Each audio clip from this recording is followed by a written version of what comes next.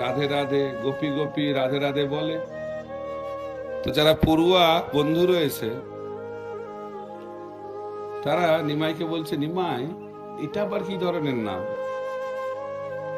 শাস্ত্রে তো কৃষ্ণ নামের কথা বলা হয়েছে, আর তুমি এই গোপী গোপী কেন করছো? এটা তো অপসম্প্রদায় হয়ে গেল, এটা তো কোনো শাস্ত্রে নেই।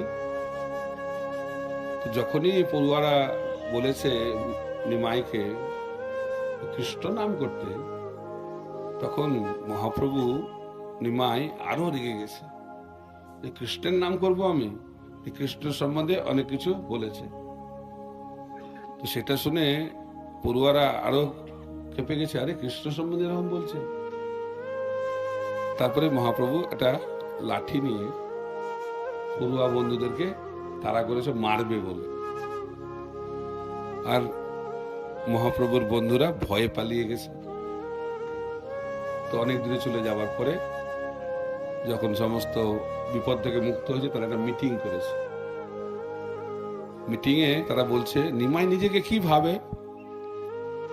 সে ব্রাহ্মণ কুলে জন্মগ্রহণ করেছে বলে এত অহংকার? আমরাও তো ব্রাহ্মণ পুত্র। সে শাস্ত্র জানে, এত অহংকার? আমরাও শাস্ত্র জানি। সে আমাদেরকে মারতে আসছে, সে যদি